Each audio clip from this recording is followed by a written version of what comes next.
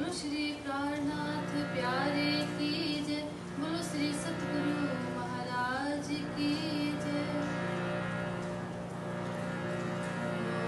भाई मेरे वैष्णव कहे बाको निर्मल जाके आता मैं। ओ भाई मेरे वैष्णव कहे बाको निर्मल जाके आता मैं। नीच कर्म के निकट न जावे, नीच कर्म के निकट न जावे। जाय पहचान भई पर ब्रह्म। ओ भाई मेरे वैष्णव कहे बाको निर्मल जाके आता मैं।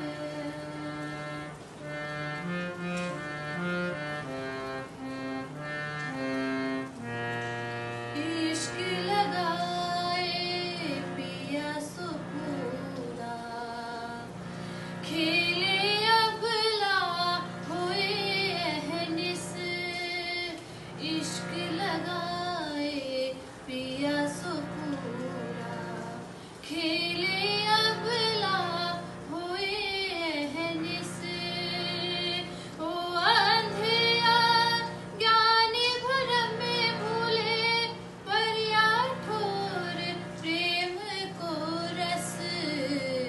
ओ भाई मेरे वैष्णव कहे बाको निर्मल जाके आता मैं।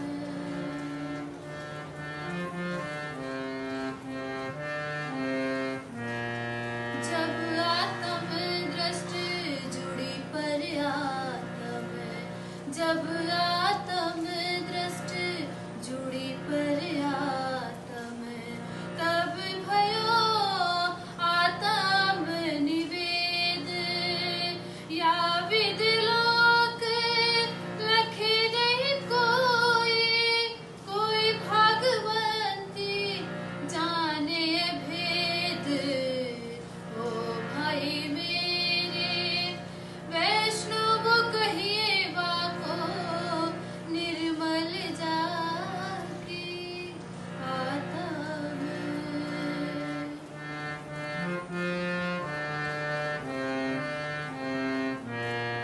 उत्पन्न प्रेम पार ब्रह्म संग, उत्पन्न प्रेम पार ब्रह्म संग। वाको सुपन हो गयो संसार, प्रेम बिना सुख पार को नाही। जो तुम अनेक करो आचार। ओ भाई मेरे वैष्णव कहे बाको निर्मल जाके आता मैं।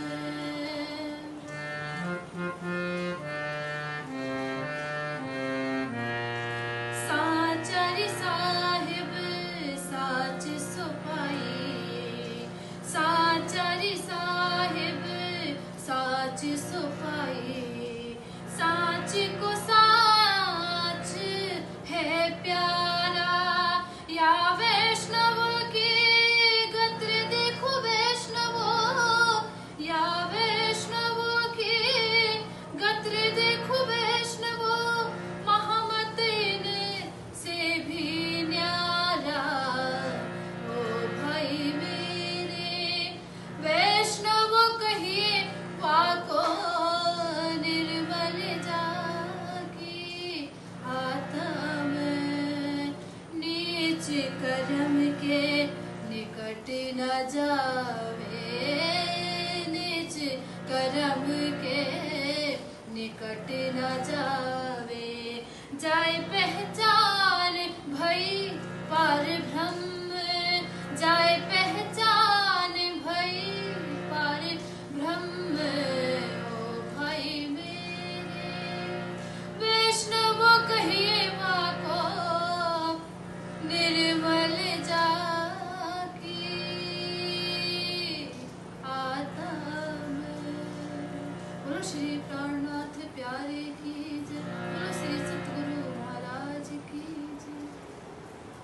श्री महामत के साथ जी ये ठट्ठे की बीत का अब कहूँ मशक्कत की जो आ गया है हाथ का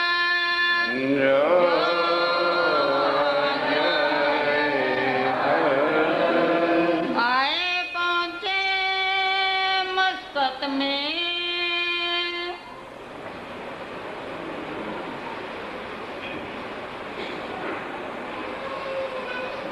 फरमाइए सुंदर साहब।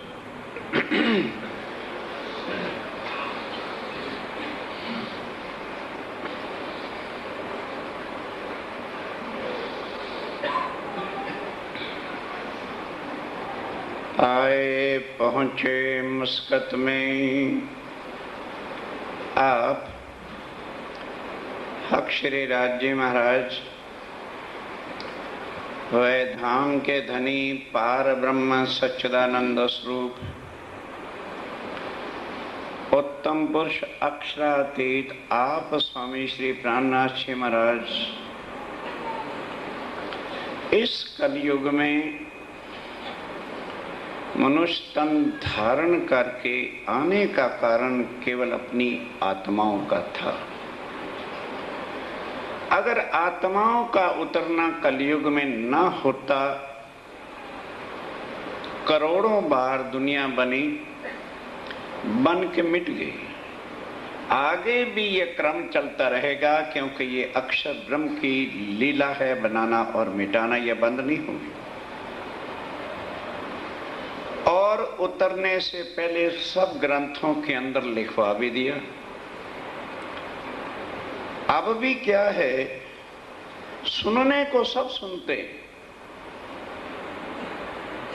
लेकिन स्वामी जी ने किनको कहा, कहती हूं उम्मत को सुन से सब, लेकिन वो कभी भी अपने कर्मकांड, अपने भगवान, अपने देवी देवता, अपनी बड़कों की लीकें नहीं छोड़ेंगी, और वो ज्यों के त्यों रोएंगे बाद में कि हमने क्या खो दिया, अपने मान गुमानों, अहंकारों में, कर्मकांडों में, इसी में जीवन निष्फल गवा दिया। और जो अंकुर आत्माएं हैं परमधाम की, चाहे वो कहीं भी जकड़ी हुई होंगी, एक इशारा लगा नहीं, पंजाबी में कहते हैं ना, खुम तरह निकल आना, वो इस तरह से पड़क जाकर, ओहो मैं भूली थी, मेरा तो घर कहीं और है। ये तो मिटने वाले शरीर के कर्मकांडों में, रीति रिवाजों में, बड़कों की गद्दियों में और भगवानों के चक्रों में, व्रत जप तप में हम पड़े। जब पता चल गया कि यहाँ से लेके 7 शून्य काल पुरुष प्रकृति प्रलय तक सबका महाप्रलय में नाश, फिर उनको भगवान मानना, परमात्मा मान के जहन्नम में नहीं जाना तो और कहाँ जाना है। पर हर एक की समझ में आना मुश्किल है। समझ किसके में आया? गादीपति आचार्य थे चिंतामणि कल आपके सामने, एक साखी सुनी, गादी छोड़ दी, अभिमान छोड़ दिया, चेलों को कह दिया मैं कुछ नहीं, मेरे अंदर खोखापन है। ये अक्षरातीत पार ब्रह्म है जिनके लिए कबीर जी कहते थे पकड़ लो, चरणों में गिर गए, तार थम लिया। जिनके कारण से उनका ठट्ठे नगर जाना था, ये बाकी भी तो सारे चर्चा सुनती थी। इसी तरह से अब मस्कत बंदर अरब के अंदर है, वहां पर बंद ऐसा राज्य महाराज ने लगाया कि लुहाना जाति, शरीर जो संबंध था स्वामी जी का, वो लुहाना जाति के थे, ठाकुर थे। तो उस जाति के और भी लोग और तेज कोरे भी बंध में वहां पर गई हुई हैं। अब वहां जब नाव से उतरे, 40 दिन का सफर करने के बाद किनारे पर कांठे लिखा हुआ शब्द, जैसे बस स्टैंडों पर दुकानें होती हैं और जगह पर जहां बसें ठहरती हैं और कोई जहाज ठहरते हैं तो वहां दुकानें भी होती हैं। जैसे वहां पर उतरे, काठे दुकान महाव जी की, महावजी भाई की एक दुकान थी किनारे पर, आए बैठे उनमें, बस सामने वो तख्ते वगैरह और वो कुर्सियां वगैरह रखी होती हैं, वहां आके बैठ गए। पूछी खबर उनने, किसने? महावजी भाई ने पूछा, जी आप कौन हैं, कहाँ से आए हैं, क्या बात है? तब उन्होंने अपना शरीर की परिचय देना था, बाकी थोड़ा कुछ बताना था। वो शरीरक परिचय दिया कि जी ऐसे ऐसे हम यहाँ पर आए। कहने लगे, अच्छा तो आप भी लोहाना जाति के? फिर तो आप हमारी जाति के। कुछ शरीरक संबंध जात पात का भी निकल आया, बड़ा आदर किया और उस हिसाब से बड़ा आदर किया, सत्कार किया, घर ले गए। लौकिक नाते से, लौकिक नाते, शरीर के नाते से अभी चर्चा नहीं हुई, तो आत्मिक नाता वे क्या जानते हैं? और पास नहीं रहने को, अपने घर में ही ठहरने के लिए जगह दे दी, सब मिल हुए खुशहाल, और सब मिलकर के खुशी हुई। अब ये खबर उधर रूपा, और आपको कईयों को नहीं पता होगा, ये जब तेज कोरी जी दीप बंदर से चले थे, ये दो बहनें भी उनके साथ ही बंद में आ गई थी। अब उन्होंने धीरे धीरे इनको चर्चा सत्संग सुनाया, तो ये उनकी सेवा में ही रहती थी। बातें लगे करने, अब बातचीत करने लगे, बीतक अपने हाल, अपनी सारी बीतक फिर उन्होंने बताई। महावजी ने रसोई का, तब महावजी भाई ने बड़े प्रेम भाव के साथ जो है थाल बनाया, अरुगाया बिठा करके, आदर किया, बड़े आदर सत्कार के साथ लगा अब सेवा करने। अब खुद सेवा करने लगा। सेवा के भाव तब आते हैं जब किसी के स्वरूप की पहचान, जब धीरे धीरे पहचान आने लगी तो सेवा करने लगा बड़े भाव के साथ, हाल भाल इन वक्त, खूब हाल भाव मस्ती के साथ। कानजी बेटा उनका लड़का कानजी भाई था, तो उनको कह दिया, भाई आगे मैं रोज ही दुकान पे बैठता था, अब तो कुछ दिन के लिए जरा दुकान को संभाल। लगी होने चर्चा, अब स्वामी जी ने जहाँ बैठना है तो चर्चा का काम शुरू करना है, चर्चा शुरू कर दी। जो ठट्ठे की बीतक, अब पहले ठट्ठे की बीतक क्या मतलब कि चिंतामणि कितने बड़े आचार्य थे, किस तरह से उसकी आत्म जागृत हुई, और लालदास सेठ जो खुद श्रीमद् भागवत की चर्चा सुनाया करता था, पर अखंड नित्य वृंदावन का कुछ भी पता नहीं था, उसको किस तरह से उसकी आत्म को जगाया। और भी जो सुंदर चाहते वो जागनी की सारा प्रसंग वहां पर सुनाते हैं। चर्चा मीठी होता, अब चर्चा संसार के कोई कर्मकांड, कोई बंधन, तुम ये कर लेना, ये कर लेना, ग्रहण का व्रत, मतलब ही नहीं। इन बंधनों से निकल कर सदा अखंड मुक्ति का ज्ञान देकर, और उससे परे सारे पहचान योग माया के ब्रह्मांड अक्षर अक्षातीत की कराते हैं। कोई देवे कान, कोई देवे कान, जो कान दे के सुने आत्म जागृत हो जाए। जो बैठा कहीं घूमता कहीं हो, उसको क्या पता चर्चा क्या हो रही है। महावजी ने चर्चा सुनी, अब महावजी ने एकाग्रचित्त होके, क्यों? एक तो मुसलमानों का देश, दूसरा कोई संत महात्मा उधर आता ही नहीं, कौन अरब में जाएगा, और तीसरा ब्रह्मवाणी। जब उसने सुनी तो कुछ आत्म जागृत हुई, होने लगी पहचान, धीरे धीरे पहचान होने लगी कि भाई ये संसार का कोई साधु महात्मा नहीं है, ये तो शक्ति कोई परे की है, जो वेद शास्त्र पुराणों के सब ग्रंथों के प्रमाण भी देते हैं। और ये वही चीज है जिसके बारे में अक्सर सुनते थे कि कलयुग में विद्या विनंद बुद्ध निष्कलंक अवतार पार ब्रह्म ने आना है। यह दिन 10-20 में, 10-20 दिन चर्चा जब उसने सुनी, वही जो चर्चा जोर। अब स्वामी जी जैसे सुंदर साथ आते जाते हैं, लोग चर्चा सुनने आते हैं, जोर ही जोर से चर्चा होने लगी। अब वो लोग जो राम भक्त थे, अब स्वामी जी रामायण से प्रमाण देते हैं कि वे राम भगवान तो स्वयं कहते हैं, निजानंदनी उपाधि अनुपा शंभु विरंची विष्णु भगवान उपजय जासो अंश ते नाना।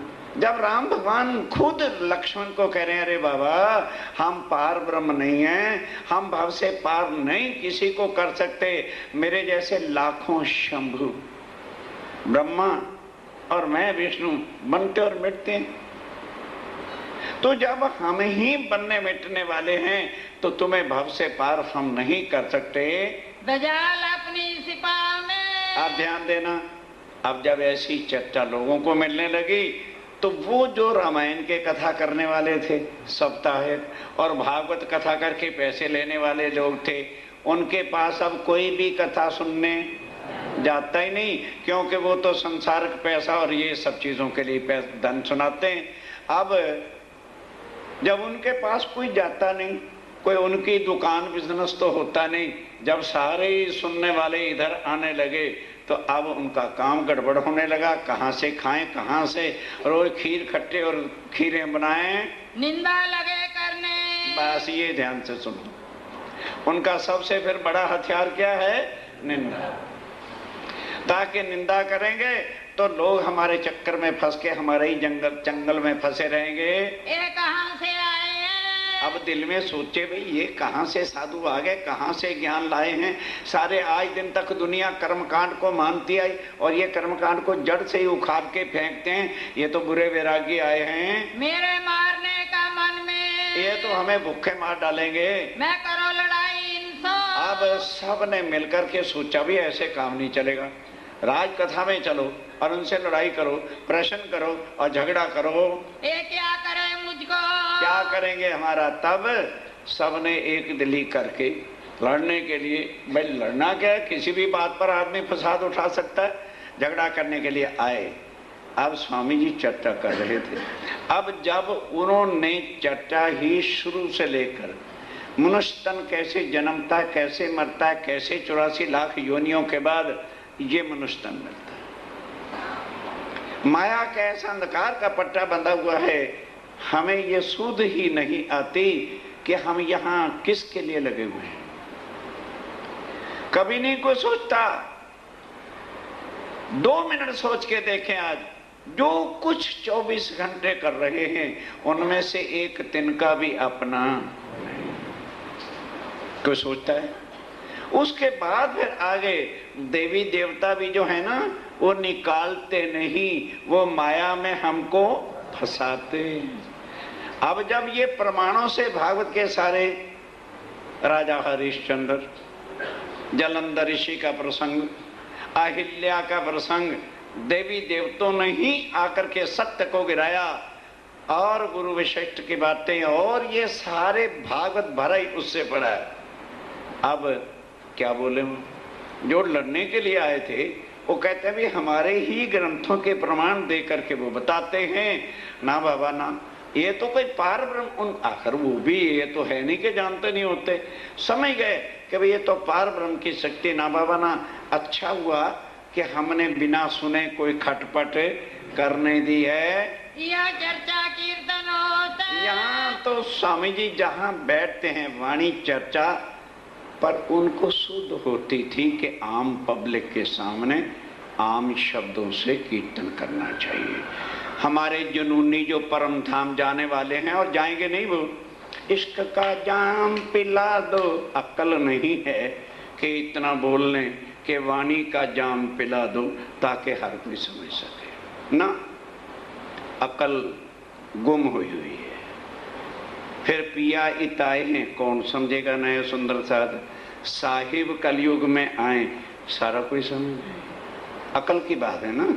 वो काला जुनून जो चढ़ा होता है ना, वो ना इधर का छोड़ता है ना उधर का छोड़ता है। दुनिया को बताने के लिए वही प्यार भरे शब्दों को लगा दो ताकि सबको पता चल जाए भाई ये कोई एक छोटा सा मेंढक वाला धर्म नहीं है, ये तो वो मार्ग है जो साहिब सबका एक है। और आत्म तत्व के ही इनके भजन हैं, आत्म तत्व की इनकी वाणी है, और सब भिन्न भेद मिटा के हमको उस पार ब्रह्म एक साहिब से जोड़ना चाहते हैं। हास विनोद विलास, और उसी पर हास विनोद विलास वाणी चर्चा सत्संग कीर्तन सब बातें होती हैं। ये 2-4 कीर्तन। अब वहां पर जो है आवेश के द्वारा 2-4 कीर्तन भी उतरते हैं। रेहू दुनिया बावरी खोवत जन्म गवा। दुनिया को समझाते हुए स्वामी जी कहते हैं वाणी उतरती है, पार ब्रह्म अक्षातीत की वाणी नादल होती है। अरे हो दुनिया बावरी खोवत जन्म गवा, मत माती माया की छाकी सुनत नहीं पुकार। कितनी वाणी चर्चा हो रही, क्या असर कर रहा है? ये है नशा। जैसे एक शराबी को नशा चढ़ जाता है ना, और फर्स्ट क्लास घड़ियां भी होती हैं, कोट भी होते हैं, पर्स भी होते हैं, और जब नशा होता है तो एक पैर ईस्ट को होता है, एक वेस्ट को होता है।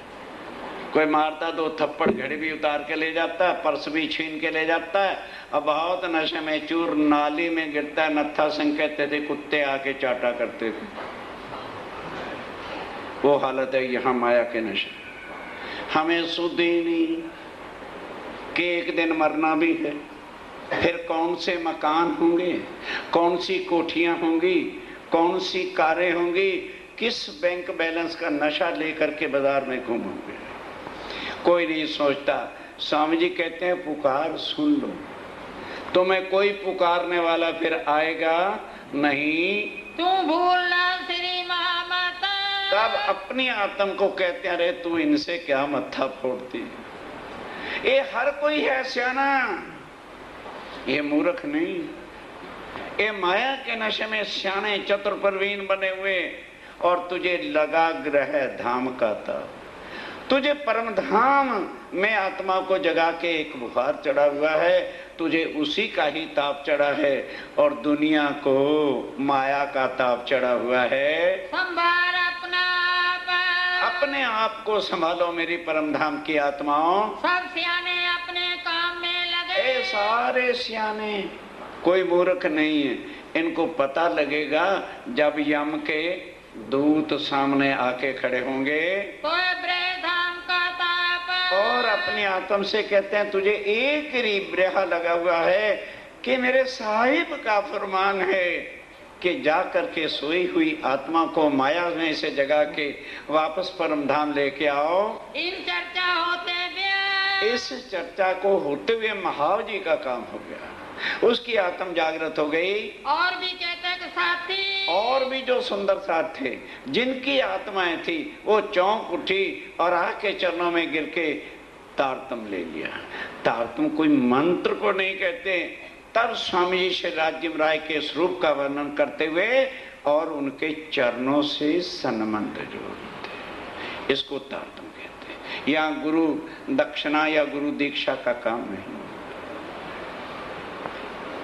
यहाँ इतवार को तारतम होना है। अब जो संडे आएगा, जिन्होंने तारतम लेना हो, चरण सिंह जी को अपना नाम लिखवा देना, इसलिए कि 2 फूल माला और राज्य के लिए भोग लाना, बाकी कुछ नहीं। यहाँ वो गुरुओं के चरणों में पैसे नहीं रखना। वो यदि किसी की इच्छा हो तो ये पेटी रखी है, राज्य के चरणों में पेटी में कुछ भी डाल सकते हो, हमारे सामने नहीं। राज्य के सन्मुख बिठा के आपको समझा के उनके चरणों में प्रतिज्ञा करा दूंगा। जैसे पंडित लड़के और लड़की की शादी समय कहता है लड़की कि मैं इस व्रत का पालन करूंगी, फिर लड़के को कहते हैं भाई तू इसका बाजू पकड़ रहा है, इसके पालन पोषण का तू प्रतिज्ञा ले, मैं पालन करूंगा। उसी तरह से आपसे प्रतिज्ञा कराई जाएगी कि मैं आज से संसार के अन्य देवी देव सब कर्म कांड को छोड़कर वेंती एक जो वल्लभा मो अंगनानी आविजा। हे मेरे प्राणनाथ, हे मेरे साहेब, मैं आपकी अंगना भटकी हुई थी, मुझे चरणों में लो, स्वीकार करो। इस तरह से 3 प्रतिज्ञा हैं। फिर राज्य के चरणों में प्रणाम कर देना। फिर उस दिन देखना कि मैं आपका गुरु बनता हूं या आपको साथी बनाता हूं। इस तरह से स्वामी जी ने उनको जब समझाया तो दूसरे लोग भी जाग उठे, भाई ये तो सौदा ही परे का है, ये संसार कोई बात है ही नहीं। एक दिन चर्चा मिले, एक दिन चर्चा के अंदर भाई खंडवी महाव जी पर, बस ध्यान सुना, ये सहना कठिन होता है। अब महावजी भाई ने क्या समझा, भाई ठीक है अक्षरातीत है, पर रोटी तो हम खिला रहे हैं, रोज नई नई चादरें बिछा के तकिए तो हम लगा रहे हैं। ये दिल के अंदर बात आ गई। स्वामी जी ने देखा जरा से कुरड़ पड़े, भरी सभा के अंदर खंडनी करके धर दी। उनको क्या डर था? भरी सभा में कह दी कि लोग अक्षातीत को भी चद्दरें बिछाने का गुमान रखते हैं, इन्हें अकल ही नहीं आई कहां से, 1 मिनट में भस्म करके सुहा हो जाएगा। अब उसने ले भाई, 1 चद्दरें बिछाएं, 1 रोज इनको नहलाए धुलाएं, 1 बढ़िया बढ़िया खाने खिलाएं, 1 भरी सभा में बेइज्जती करवाएं। वाह भाई वाह, चलो आज नहीं चर्चा सुननी। हाँ, चर्चा सुन के क्या करना, जहां खंडनी हो बेइज्जती हो, कोई बेइज्जती करवाने हैं क्या हमें? चले गए, दुकान पे जाके बैठ गए। लड़के को कह दिया, कान जी जाना यार, वो माता जी रोटी बना देंगे, उनको खिलो देना, अब मैं दुकान पे रहूंगा। अक्कड़ बदतमीजी के साथ ठीक बैठ गए, दुकान बंद करके अंदर ही सो गए। स्वामी जी ने थोड़ी इंतजार की कि भाई महावजी भाई आए नहीं चर्चा में। समझ गए कि आज थोड़ा सा सनलाइट साबुन लगा दिया था तो उससे जरा उल्टा असर हो गया। अब चर्चा खत्म हुई, महावजी भाई जनाब यूं रख के सो रहा, करवट में हर कोई सोता ही है।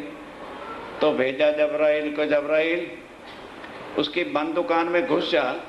सोते को ऐसा धड़ाका थप्पड़ लगा कि अकल ठिकाने आ गई। अब हुक्म के स्वरूप गए, जैसे ही वो सो रहा था, गाल भी बड़े मजेदार चमक रही थी, मारा कस के थप्पड़, भूत आ गया भूत। उठाया, लालटेन पालटेन जलाया, देखा भी अंदर भूत हो तो कुछ है नहीं। देखा तो गाल पे पंजे का जरा ठप्पा लग गया था, कड़ाके से लगा था। अब आई अकल ठिकाने, भूत नहीं आया, मैंने जिनको पीठ दी है, जिनके प्यार भरी वाणी को मैंने खंडनी समझा है, ये उन्होंने ही प्यार करके जो है मेरे गुमान अहंकार को तोड़ा है और वही मुझे बुला रहे।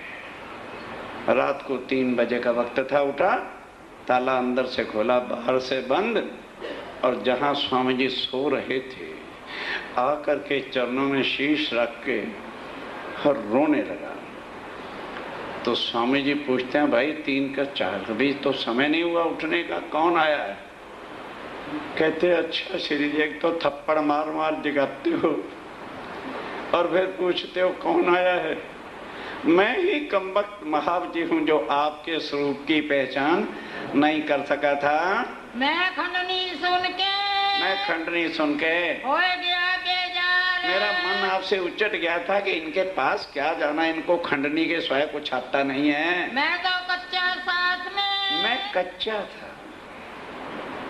अगर मेरी आत्म पूरी जागृत हो जाती तो आप खलड़ी भी उतार देते तो भी सौदा सस्ता था। जो आप हमें धन दे रहे हो ना पहचाना परवरदिगार। मैंने ये नहीं पहचाना क्या मेरे धाम के धनी हैं, मैंने पहचाना कि ये मेरा शरीरक कोई रिश्तेदार है। यहाँ से चर्चा मिले। बस अब चर्चा जो थी कलेजे में लगने लगी, शरीरक नाता भूल करके और आत्म जागृत होने लगी। अब महावजी को कह दिया, भैया तू जान, तेरी दुकान, अब मेरी आसना रखना, मैं नहीं। अब घर वाले भी लगे लड़ने, लड़के बच्चे भी लड़ने। मैंने कहा लड़ो मरो समझ लो, महावजी भाई मर गए रो लो, मैंने तुम्हें रो लिया, मेरे लिए तुम सब मर गए। बस छुट्टी हुई।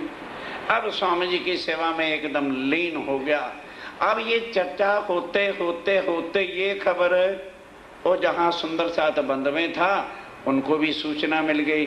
तब बाईजुराज ने रूपा और राधा जो थी उनको भेजा, जाओ पता करो। वो आते हैं और पता करते हैं। तब बाईजुराज को भी सूचना दे दी कि स्वामी जी आ गए, हम दर्शन करके आए। अब उधर ये खबर वहां के एसपी पुलिस को भी मिल गई कि भाई बाकी जाति वाले सब लोग अपनी अपनी जाति के लोगों का टैक्स दे करके छुड़ा के ले गए हैं। एक लोहाना जाति के ही लोग 17 के 18 हैं, उनका कोई टैक्स नहीं चुका रहा। तो उन्हें पता चल गया कि इनके पति आए हुए हैं। तब एक थानेदार की ड्यूटी लगाई कि भाई तू जाके सारी इंक्वायरी कर और उनसे टैक्स जितना भी 4 साल का है वो जाके मांग। बंदीवान के पैसे को, बंदीवान यानी जो सुंदर साथ बंद में थे उनके पैसे जो थे, आए दरोगा करे पुकार। एक दरोगा जो है वो आके पुकार करता है। अब सुनता है चर्चा, कहता वो मेरे परवरदिगार, वो मेरे अल्लाह ताला, ये तो 11वीं सदी वक़्त आखिरत का ज़माना आ गया। ओहो ठीक है। जाता है पुलिस कप्तान को, कहता है हुजूर मैंने इंक्वायरी स्टार्ट कर दी है, 1 हफ्ते 10 दिन के अंदर केस पूरा हो जाएगा। बहाना बनावे केस का और आके सुने चर्चा। बढ़ोतरी ढाब देख के, अब बहुत दिन जब हो गए तो आखिर एसपी पुलिस ने कहा भी तेरी अभी इंक्वायरी नहीं चली। कहते हुजूर मैं आज डायरेक्ट जाके पैसे मांगूंगा। अब दरोगा आके कहता है स्वामी जी बात ये मैं तो भूल ही जाता हूँ आपकी चर्चा सुन के, ऐसे ऐसे एसपी पुलिस साहब मुझे बहुत डांटते हैं, इनके पैसे तो देने ही पड़ेंगे और आप तेज कुबरी जी के पति हैं। कहने लगा तुझे किसने बहका दिया? स्वामी जी कहते हैं तुझको किसने बहका दिया? तो मैं पति होता तो मैं पहले अपनी पत्नी को छुड़ाने जाता कि मैं यहाँ चर्चा कथा करने बैठता।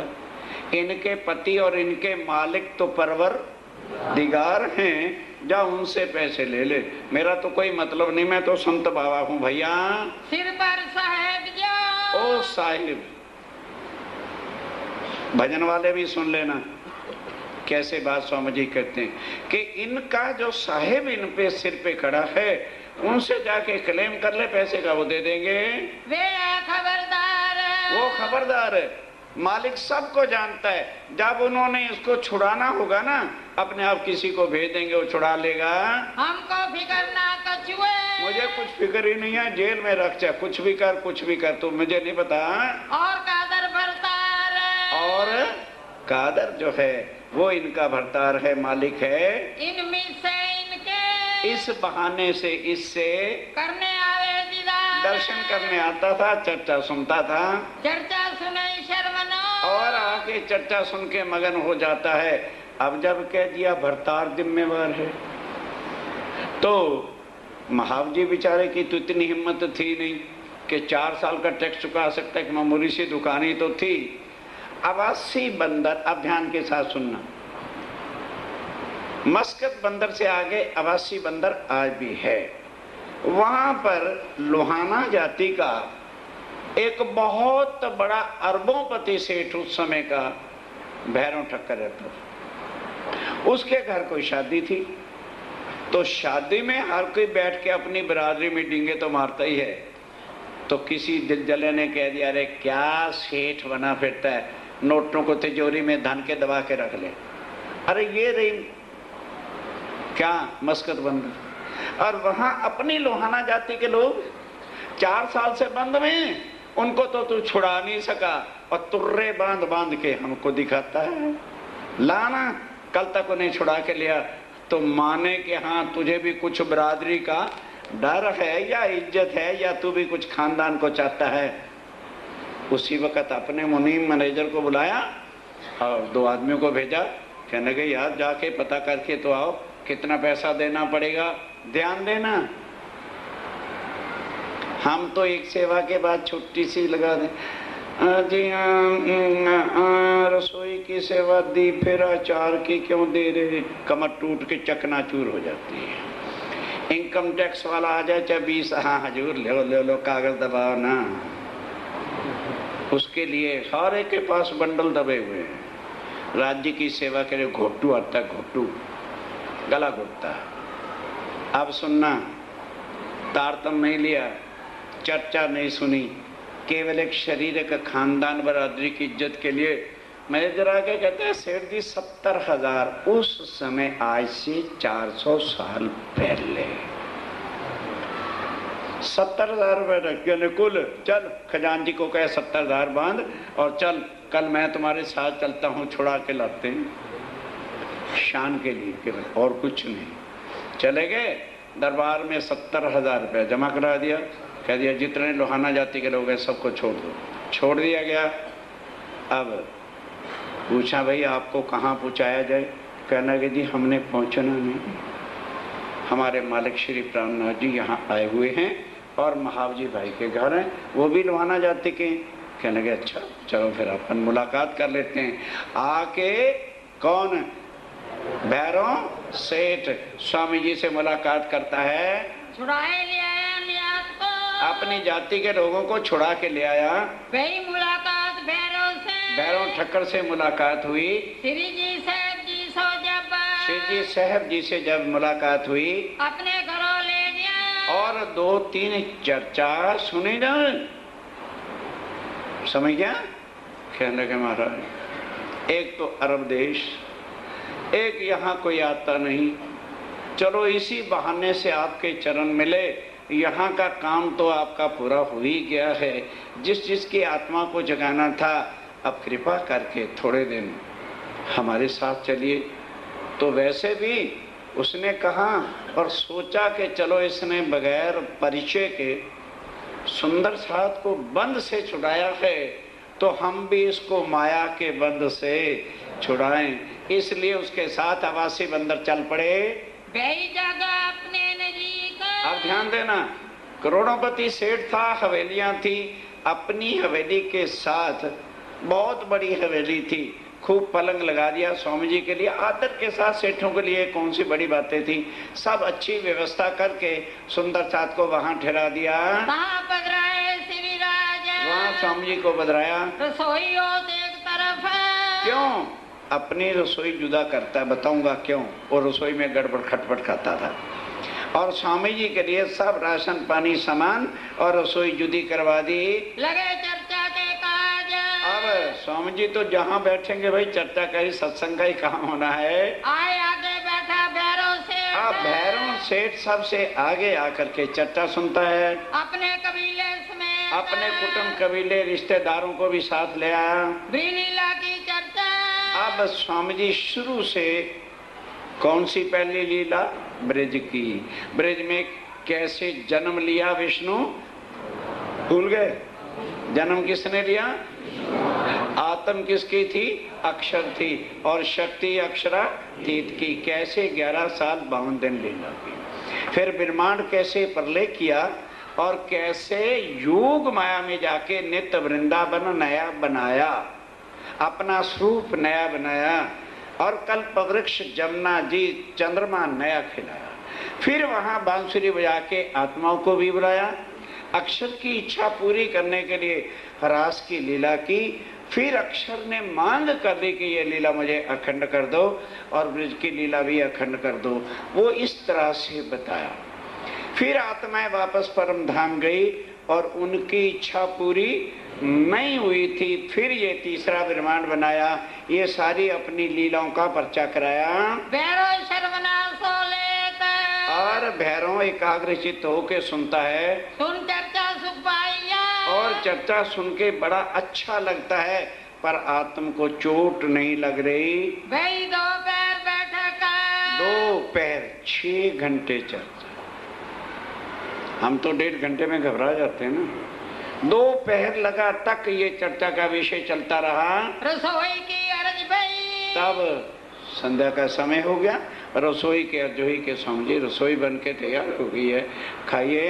उठे सिराज उन वक्त, तब स्वामी जी उस समय उठते हैं। भैरव के अपने घरों, भैरव अपने घर खाना खाने जाता है। बहुत खुशहाल हुआ इतना, और चर्चा को सुन के बस संसार के हिसाब से बड़ा प्रसन्न होता है कि ऐसा ज्ञान आज दिन तक किसी ने सुनाया ही नहीं जो मुक्ति देने वाला हो।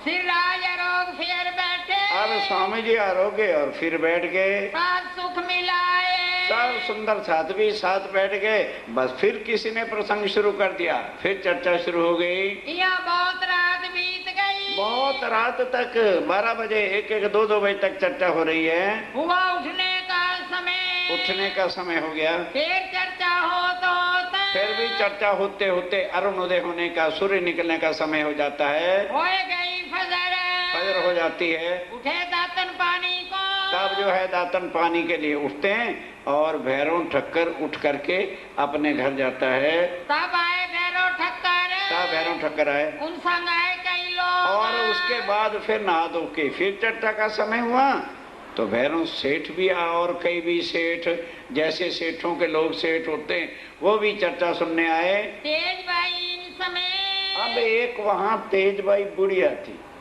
जो महिला सत्संग कराती रहती थी और उसके प्रमुख थी। उसको पता चला कि भाई यहाँ बहुत कोई ऊंचे ज्ञान वाले महात्मा आए, वो भी जो है चर्चा सुनने आई करन दीदार दर्शन करने के लिए आई।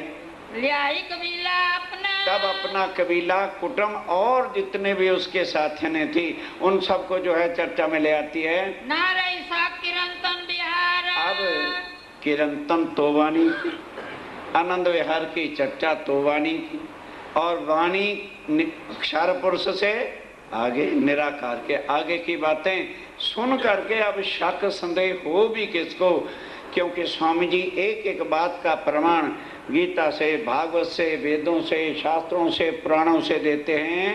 अब भैरव स्वराज्य का अब ध्यान देना 3 महीने हो गए। स्वामी जी ने कहा कि भाई भैरव ठक्कर बड़े एकाग्र चित्त से चर्चा सुनता है पर इसकी आत्म को चोट लगी नहीं, आखिर क्या बात है। दोपहर के भोजन के बाद भैरव ठक्कर को सपना ही नहीं था कि स्वामी जी मेरी हवेली में आ जाए। स्वामी जी खाना खाया, उधर भैरव ठक्कर भी खाना खा चुका था और उसके बाद पलंग और तकिए पे रख के अकबरी हुक्का होता था ना मुगली, वो जिसके हुक्का कहीं होता नाड़ी लंबी होती है, उसको बैठा पी रहा था।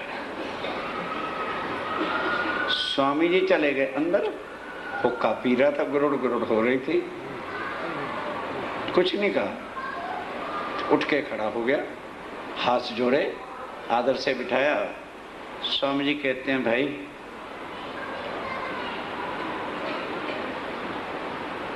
मैं तेरा कर्जा चुकाना चाहता हूं।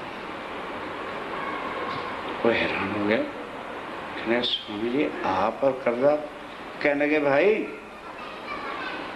तू भी सेठ है करोड़ोंपति और हम भी सेठ हैं, तेरे पास माया का धन है और मैं आत्म धन का मालिक हूं। तूने बगैर परिचय मेरे साथियों को संसार की जेल से छुड़ाया। मैं 3 महीने से सारा अपना धन लगा रहा हूं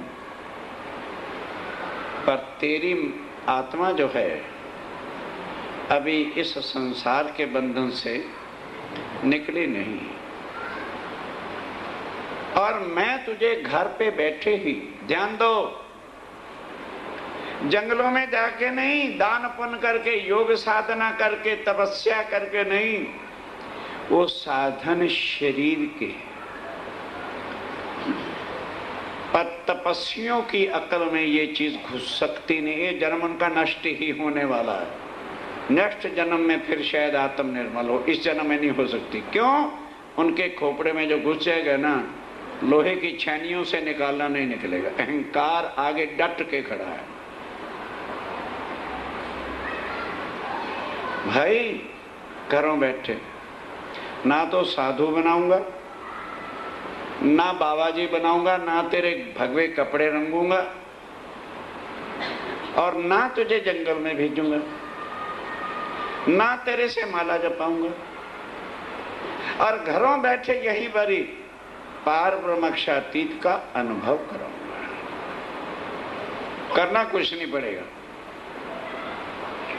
हाथ जोड़ के खड़ा हो गया स्वामी जी, इतना सरल है।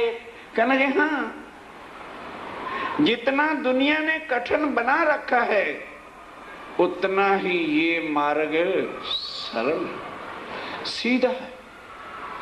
सिर्फ इतना कर, 1 महीने के अंदर जो मैं कहूं भोजन में वो खा और जो मैं कहूं ना खा वो ना खा। भूखा नहीं मारना, व्रत नहीं रखाऊंगा तुझे, रोटी कम नहीं तेरी करूंगी, चिंता मत कर। कहने लगे स्वामी जी जो आप कहो मैं करने के लिए तैयार हूं। कहने लगे ऐसे तो बहुत आते हैं जी, हम करेंगे, करना ही मुश्किल है। कहते आप बताओ। मैं कोशिश नहीं कहता, मैं अभी करके बताऊंगा। तब स्वामी जी क्या कहते हैं, जरा भाई कोई मेरा साथी इन चीजों में लिपटा हुआ हो फिर सुन। लाख इस वाणी की चटा सुनते रहना, तारतंबी ले लेना, तुम्हारी आत्मा कभी भी जागृत नहीं होगी, नहीं होगी और नहीं होगी। डॉक्टर भी दवाई देते हैं तो साथ परहेज बताते हैं। यदि वो कहे भाई तेल नहीं खाना, लाल मिर्च नहीं खानी, ये नहीं खाना, दवाई तो होती इतनी सी पुड़िया, बाहर आ गए गोभी के पकौड़े निकल रहे हैं, यार दवाई तो लेते रह गए। अरे दे यार गरम गरम पकौड़े, मत्था फोड़ेगा डॉक्टर। खाते रहो महीनों और नुकसान होगा, दवाई इलाज कभी नहीं करी। अब स्वामी जी क्या कहते हैं, ध्यान से सुनो जरा। पीना तंबाकू छोड़ दो। ये तपस्या करनी है, पीना तंबाकू छोड़। इतना कमबख्त तंबाकू है, इतनी कमबख्त शराब नहीं। शराब तो घंटे आध में नशा चढ़ाती है और तंबाकू सूटा लगाया नहीं और दिमाग का सत्यानाश हुआ। ये तंबाकू जो है इसका सेवन करना छोड़ दो। और मांस मछली सब। और मांस मछली सब नहीं तो उनका पशुओं का जब खून अंदर जाएगा तो तेरी वृत्ति और बुद्धि भी पशुओं जैसी हो जाएगी। सीधी बात है, साइंटिफिकली बात है ये। शराब और सब कैफ। शराब और सब कैफ, गांजा है, सुल्फा है, भांग है, कोई भी नशीली चीज है, कोई भी सेवन नहीं करना। पर्दा रहना, चोरी का और वैश्या औरतों का कभी भी भोग नहीं करना। बस यही तपस्या और कुछ नहीं। माला नहीं फेरनी, साधु नहीं बनना, जंगलों में नहीं जाना और झूठ और चोरी, बस ये छोड़ दो। इतनी बात का परहेज। इतनी बात करने से करो इन वक्त। पर स्वामी जी कहते हैं अभी करके बता। तू कहते जी कोशिश करूंगा। कई हमारे साथ, अरे महाराज जी बीड़ी तो पीते हैं, कोशिश करेंगे, समझ लेना वो सीधा नरक का कीड़ा है। जिसको इतनी समझ नहीं आई, बीड़ी और सिगरेट एक तरफ और पार ब्रह्म का ज्ञान, और वो कह रहा है कोशिश करना, उसको चर्चा में बैठने भी देना नहीं चाहिए, कह जा फिर अभी घूम फिर ले।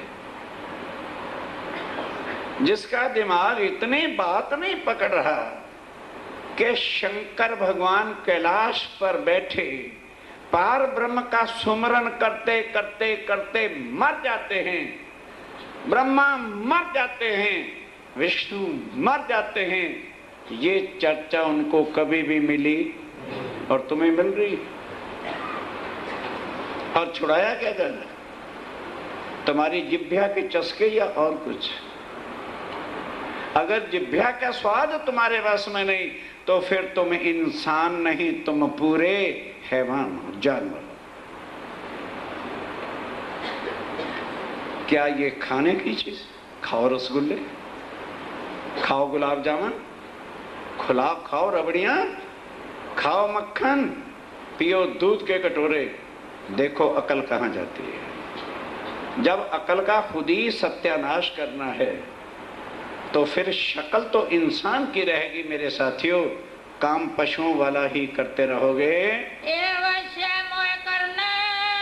तो कहते हो स्वामी जी, आप कहते हो कर, मुझे अवश्य करना है चाहे मेरे प्राण क्यों ना निकल जाएं।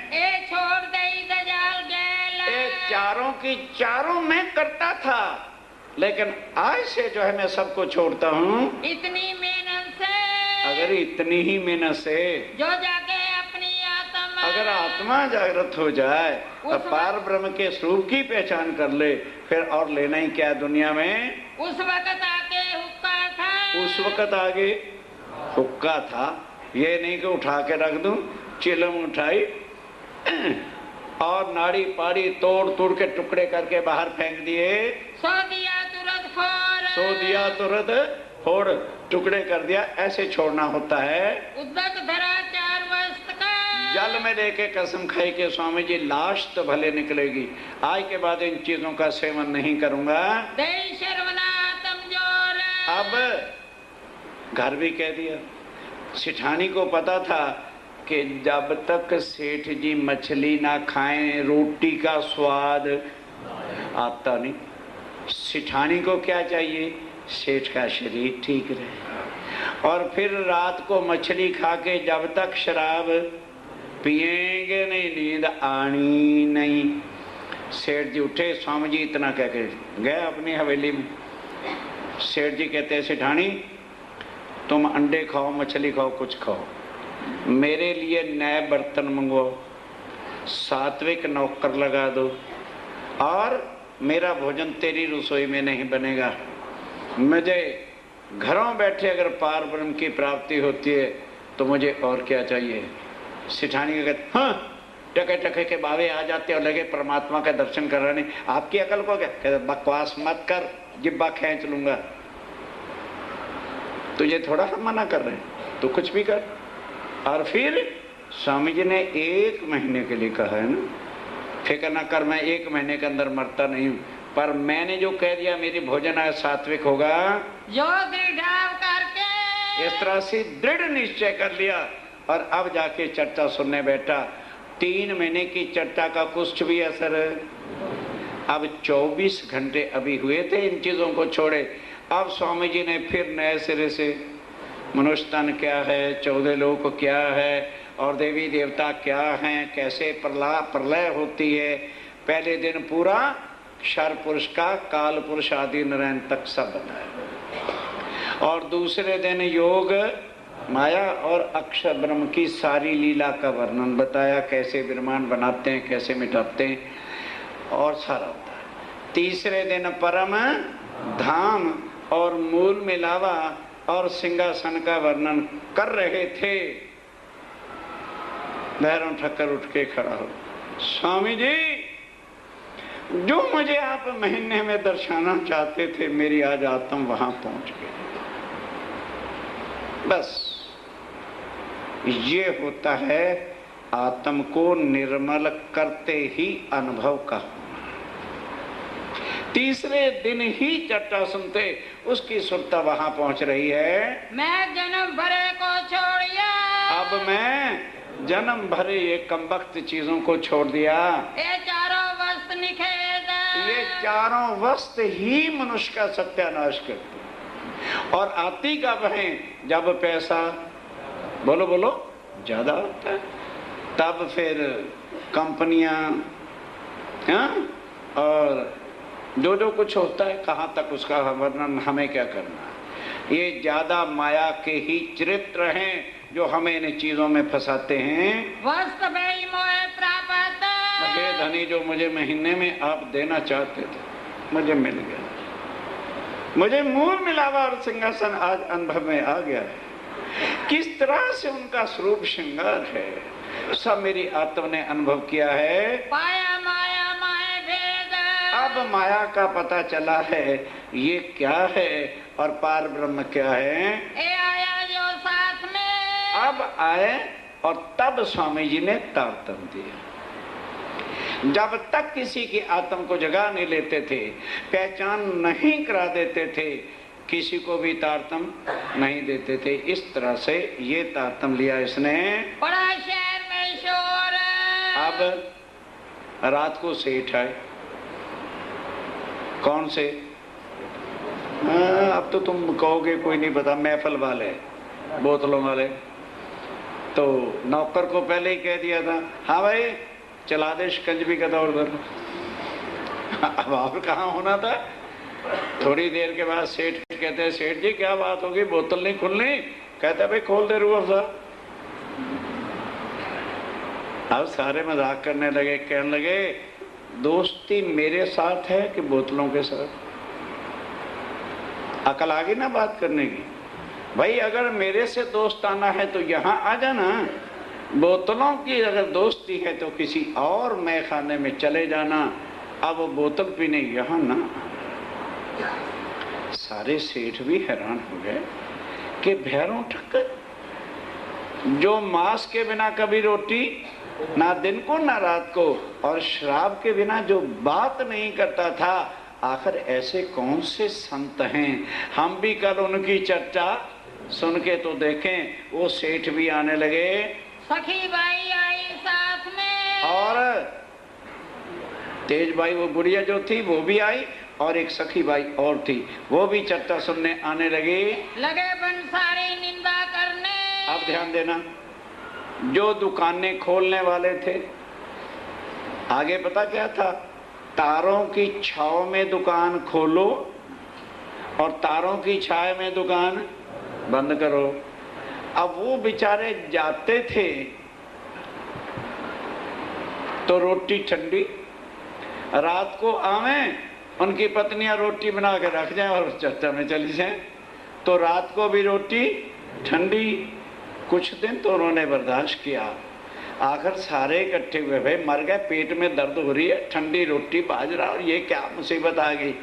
कौन सी कथा ऐसी हो गई है। आगे तो साप्ताहिक कथा चलती थी। भैरव ठक्कर से जाके पूछे, भी तुमने कौन सी कथा रखवा रखी।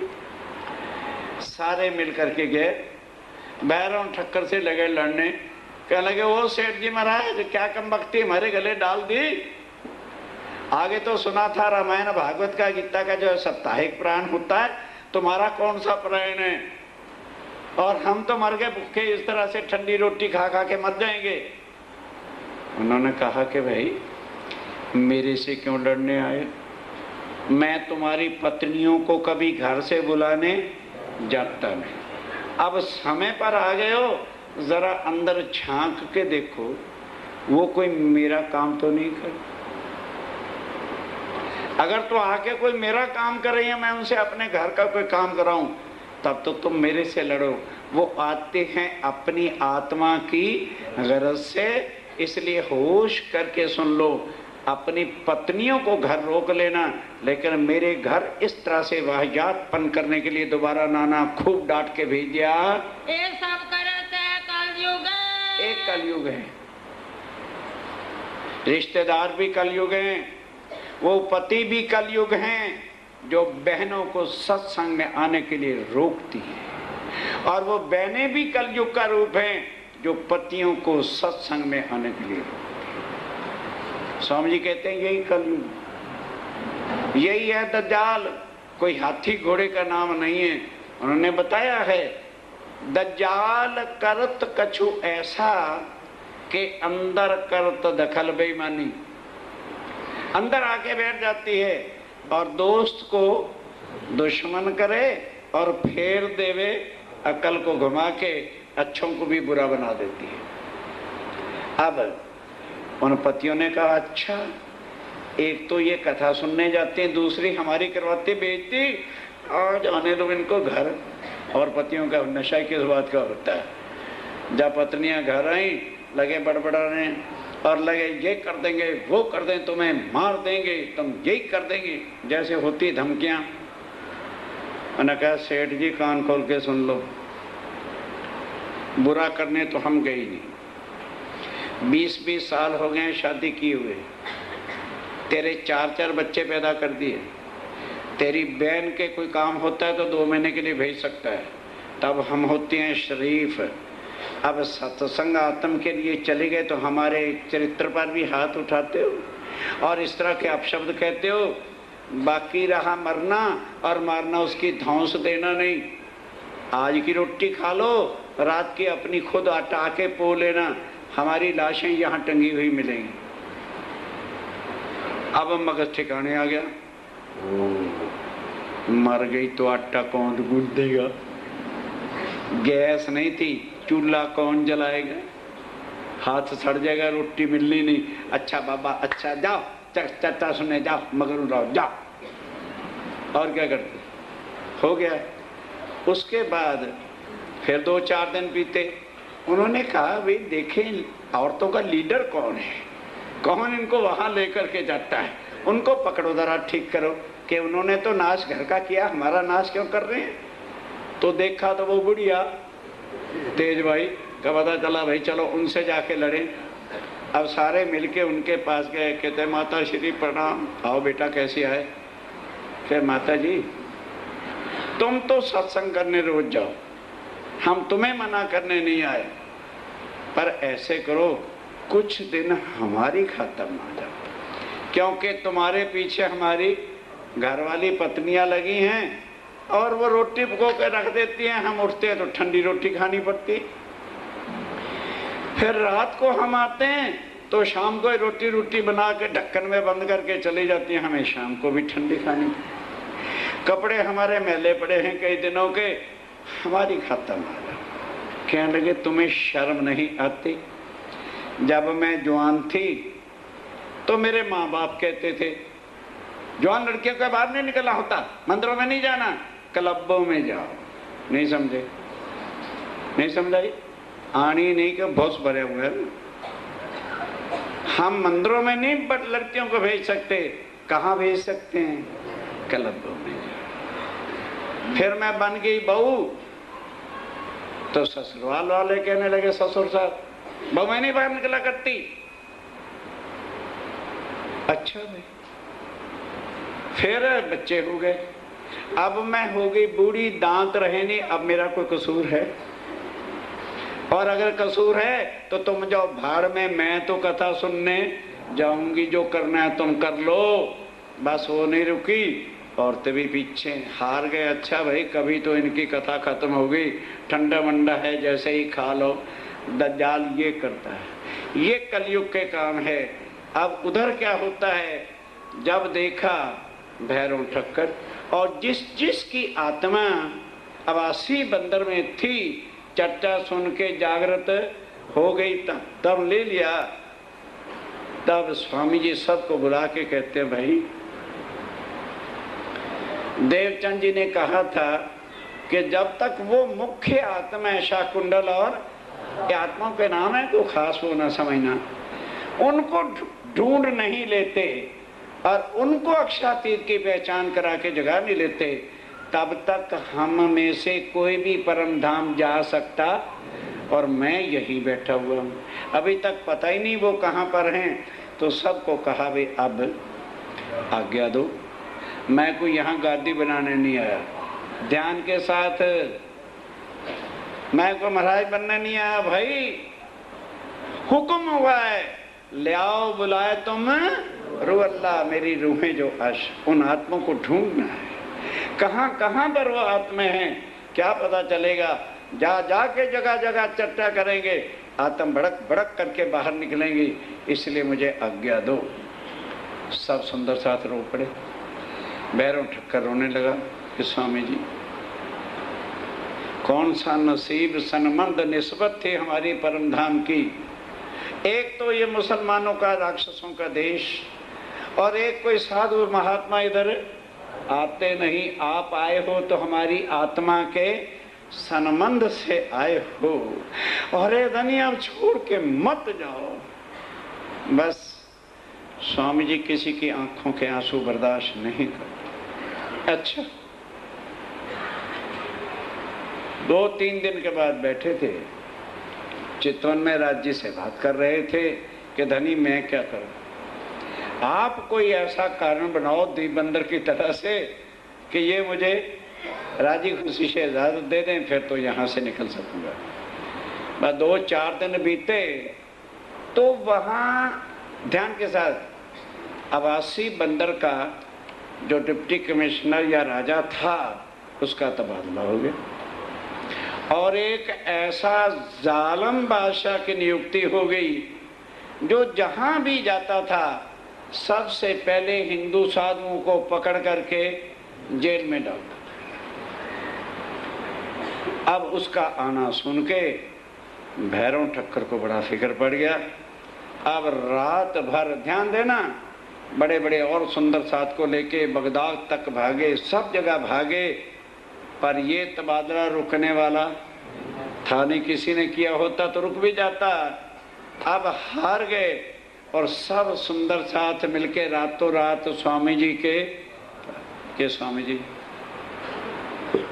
किस मुंह दिखाने को दिल नहीं करता, आप अभी चलने की तैयारी करो। सुबह नहीं, अभी रातों रात जो है आपने यहाँ से चलना है। क्यों? अगर सुबह हो गई और आपने चर्चा करनी है, वो रुक सकेगी नहीं। और कोई भी उंगली उठ गई तो हमारा तो कोई ठिकाना नहीं होगा। स्वामी ने कहा अच्छा भाई, अगर आप लोगों की ऐसी आ गया तो हम तैयार हैं। हमने कौन से ऊंट घोड़े ला देने, 2 कपड़े हैं बांध लेंगे, सबको कह दिया बंद हो ही चले। अब सुंदर साथ को अकल आ गई थी कि स्वामी जी ने आत्माओं को जगाने के लिए जगह जगह जाना है तो किराया भी लगना है, और माया के काम में माया ही होती है। तब हर एक ने रातों रात, किसी ने धन, किसी ने वस्त्र, किसी ने भूषण, किसी ने सोना, किसी ने चांदी, जो कुछ आया स्वामी जी ने मना किया, भाग्यवानों मैं इनको कहाँ ढूंढूंगा। क्या लगे नहीं, आपको रास्ते में जहां काम आएगा इसको लगाना। आप ध्यान देना, जहाज लाठी बंदर का हिंदुस्तान को नहीं आ रहा था, बगदाद को जा रहा था, और कोक बंदर रास्ते में पड़ती है, वहां से बदलना था, उसी पर बिठा दिया ताकि कोई सुबह मुसीबत ना आ जाए। तब उस पर बैठे कुछ सुंदर साथ पहुंचाने के लिए आए। कोक बंदर से फिर नाव बदली और कहाँ पहुंचे? बस लाठी बंदर, बाबा कराची बंदर का हिंदुस्तान वापस आना है ना, तो लाठी बंदर का पहुंच गए। 4 दिन रह के वहाँ 4 दिन रह के आए नगर ठट्ठे नगर आ गए। नाथे जोशी ने सुनी। अब नाथा जोशी को पता चला कि स्वामी जी लौट करके भारतवर्ष आ गए हैं। दौड़ा लेने को आगे सब सुंदर साथ को सूचना देकर स्वागत करने के लिए, आगा लेने के लिए पहुंच गए। ठाकरी बाई जिंदादास। रास्ते में घर किसका था? ठाकरी बाई जिंदादास, जो किसका? हाँ, लालदास जी का माली था। डेरा किया तीता।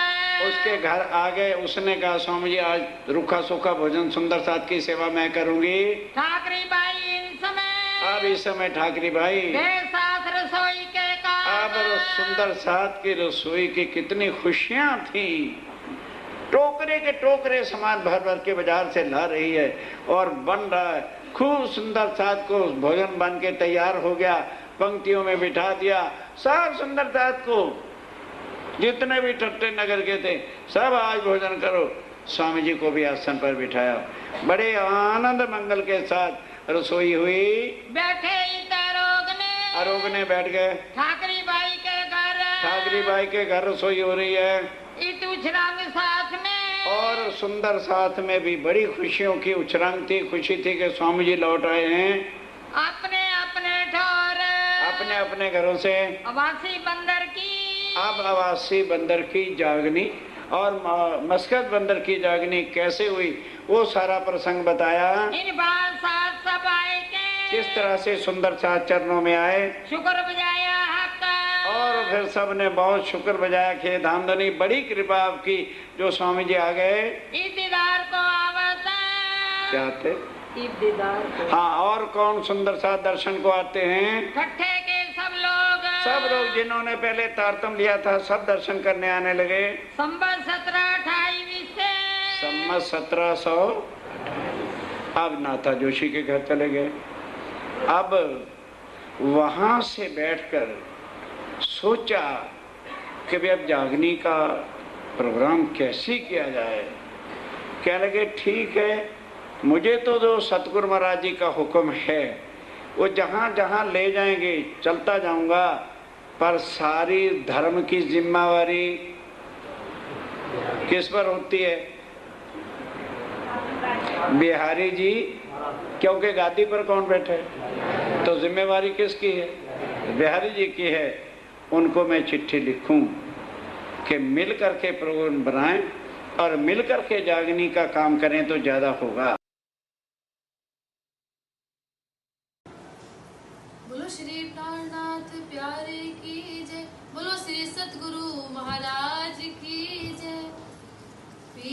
जी तुम हो तैसी कीजियो मैं अर्ज करूं मेरे पियो जी हम जैसी तुम जिन्हें करो मेरा तलफ तलफ जाए जीव जी जीवड़ा तो जीवे नहीं क्यों मीठे दिल की प्यास जी तुम बिना किने से कहूँ पिया तुम हो मेरी आस जी आस वीरानी तो करो पिया जो कोई दूसरा होए जी सवेरे वाला जी शाम रात दिन रह जाते रोए रोए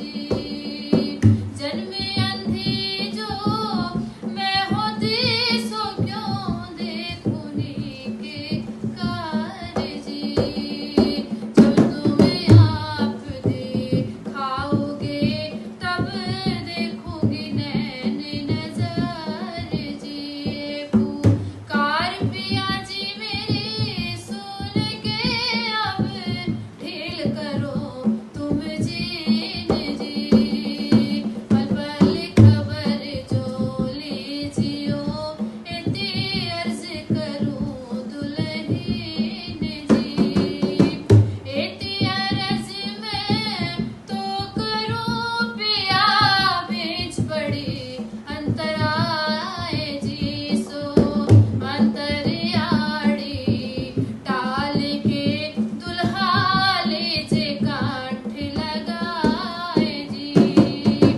कांठ सो कांठ लगाए के पिया कीजे हास विलास जी मारी जाए श्री इंद्रावती पिया राखो चरणों के पास जी तुम दुल्हा में दुल्हनी पिया और न जानू बात जी इश्क सो से वाह करूं पिया सब अंगों साक्षात जी सदा सुखदाता धाम धनी में क्या कहूँ किन शोभात जी श्री महामती युगल स्वरूप वारी वारी अंगना बल बल जात जी सदा सुखदाता धाम धनी में क्या कहूँ किन शोभात जी श्री महामती युगल स्वरूप वारी वारी अंगना बल बल जात जी पिया तुम हो तैसी कीजियो मैं अर्ज करूं मेरे पियो जी बोलो श्री प्राणनाथ प्यारे की जय बोलो श्री सतगुरु महाराज की जय।